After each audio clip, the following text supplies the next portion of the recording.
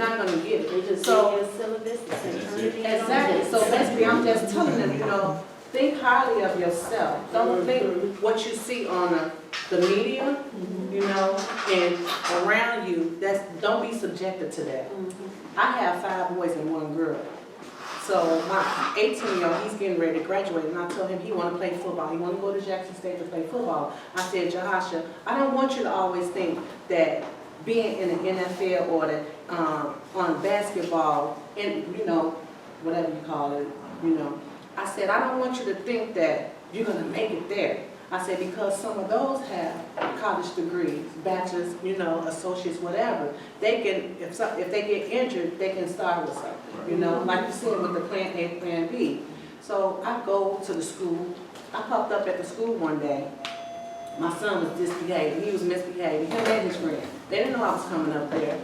You know, I heard them cursing and everything in the classroom. That's not how I raised my kid. And you know what I told my baby and his friend?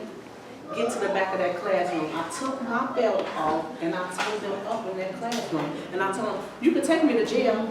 I don't care. Take me to jail. But they're not going to disrespect this teacher and the students that want to learn. Period.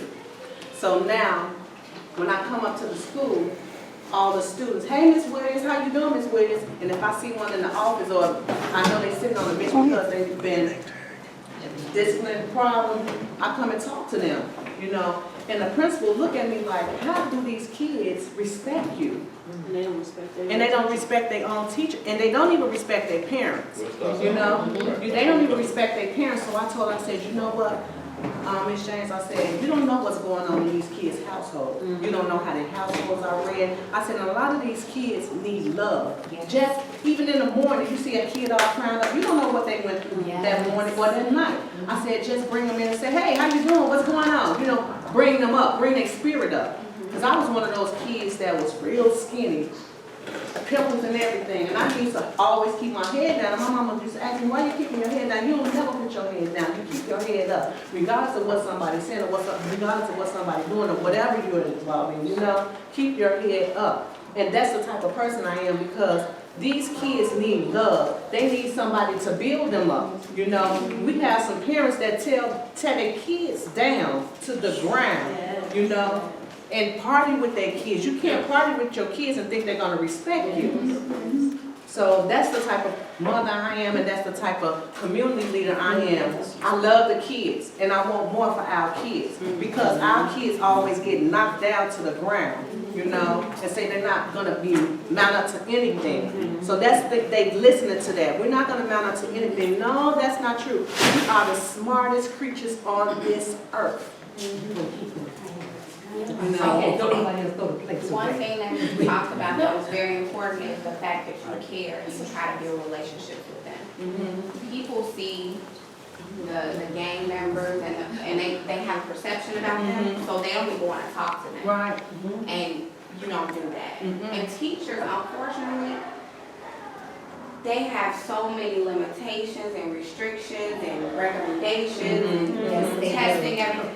And so they feel like they don't even have time to build relationships with their students. So that's why they lack classroom management, because at some point, if you love what you do, then you're going to think outside the box. And you're going to take a stand and do what you need to do for your kids. But on the whole volunteering scheme, I do a lot of different things, but a few things that have really brought some pleasure, some things that are really close to my heart. I coach the step team at the school. I work with youth dancers at my church. A couple of years ago, I tried to start my own program called Accountable for Me, and that's still a work in progress. One of the young ladies that I was working with, she ended up getting a job with the public defender's office, so we kind of, you know what happens sometimes when we feel like we're attached to somebody and then they break away. So, but the things that matter the most to me is the things that we're talking about right now, as the young people. Exactly. That piece is so crucial, and a lot of times I look at my own daughter and how many people, I know who she is. I see her. I see her. but everybody don't see her. So they see everything else, and then they label her and they tell her all these things that she can't do. Exactly. But, you know, you have to take the time to pour into these babies. Yes. Your own babies and everybody else's babies. So I definitely, I make that my business every day. Every morning I wake up, we're saying things together. We have sayings, we have scriptures that we recite. We do all these things before we leave the house. So that when we encounter people, I want her to feel like she's able to impact someone's life too, as a young person. Exactly. Because it's gonna start there as well. Because a lot of times they don't listen to us. They see, you know, we can say some things to them, but are they really hearing us? They may hear it from, they do. But If we're persistent. you have to be like a broken record. Absolutely. Because the things my mother said to me when I was young resonate so much with me now. And it's like I can hear her voice, and when I'm doing wrong, it's like, oh, let's get this together. Right, when we're persistent, but I see this today. I could say one thing, their peer could say, come on man, they hear this right way, and they'll do it instantly. So what I'm saying is if we get enough of the youth leaders, if I could tell my child, look, it's okay to stand out. It's okay to be different. You are set apart. That's how now you bring everybody else up. Right. If she can get that in her mind at this stage, how beautiful would that be? Because it's going to take them a little bit longer to listen to Ms. Brackway, because I'm an old lady to them, even though I'm not an old lady. So, you know, I'm going to continue to do my part, but I promise you, because I see it every day. I see how quickly they respond to each other as peers. And so, unfortunately, you know, it takes more for them to feel okay with being good. We had an assembly a few weeks ago, and the students that had perfect attendance, that were on the honor roll, their names were called and they were asked to stand for recognition. They didn't want to stand. They didn't want to stand when their names were called because you're on the A and B honor roll. Those 7th and 8th graders. They're friends. Because it's not Friends. cool to be smart. It's not cool that I'm at school every day and I have perfect attendance. It's not cool So anymore. we have some work to do. We Yes, definitely have some work to do. Yes. And then we are going, because I want to be mindful of time, so that when the time is up, we can, if those people who want to go can go, but if people want to stay, we're more than welcome to stay. But I just want to be mindful of that. And we have several questions to get to before that. What I do with the kids is, and my own kids is I tell them, because you say we know that kids don't like to listen to adults, but we didn't see it. But what I tell them is, to get them to understand is that, I tell them I've been your age before. Right. I've been 15, 16, 17, 44, so I've experienced it. I said, just like you're 15, you can tell the 8-year-old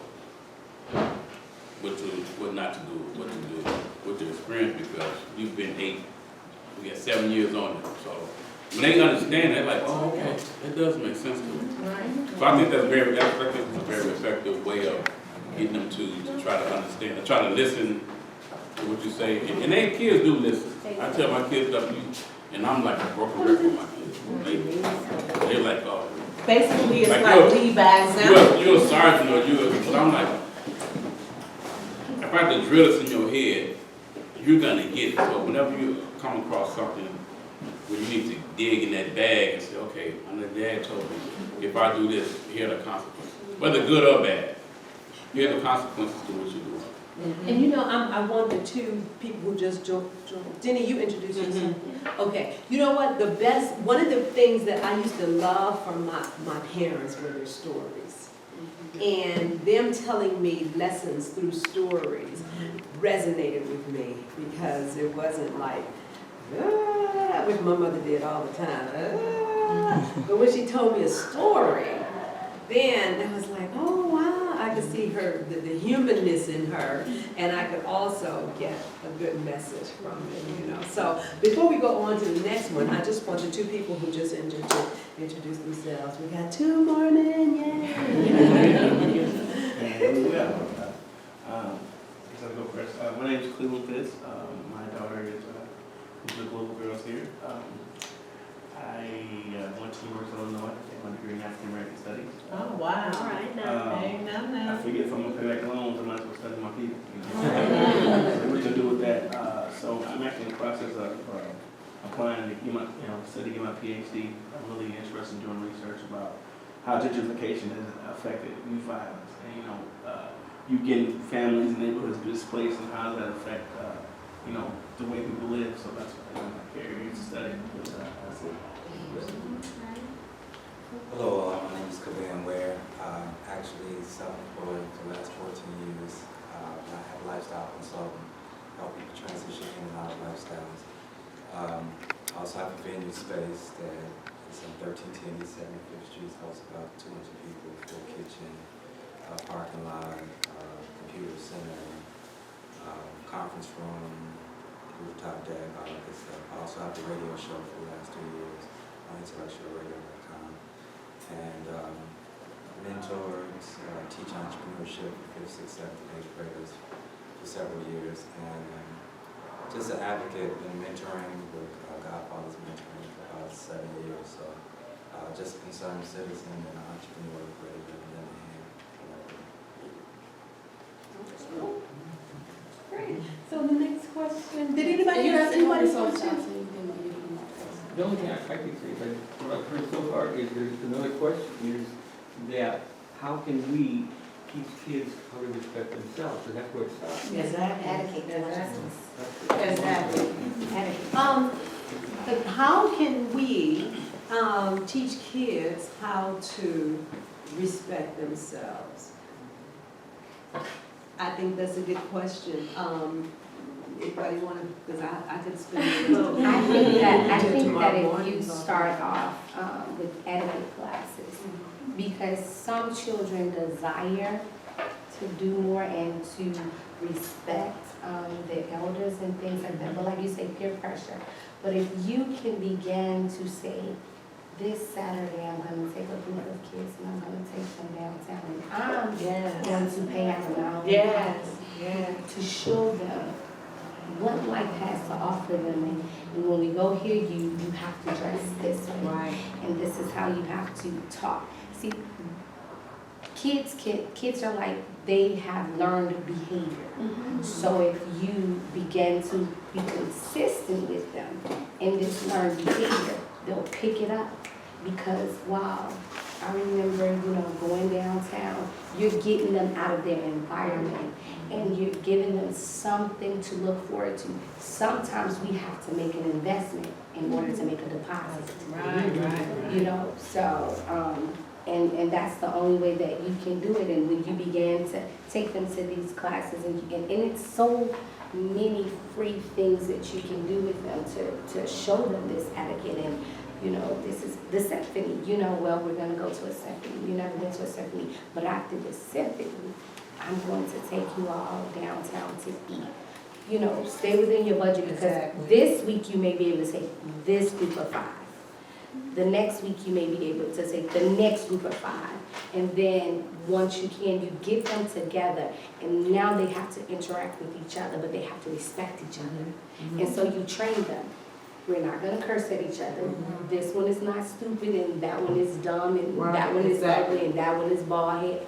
We're not going to do that. And it starts, a child can learn a language, up to 5 languages, from the tender age of 2 if you begin to train them.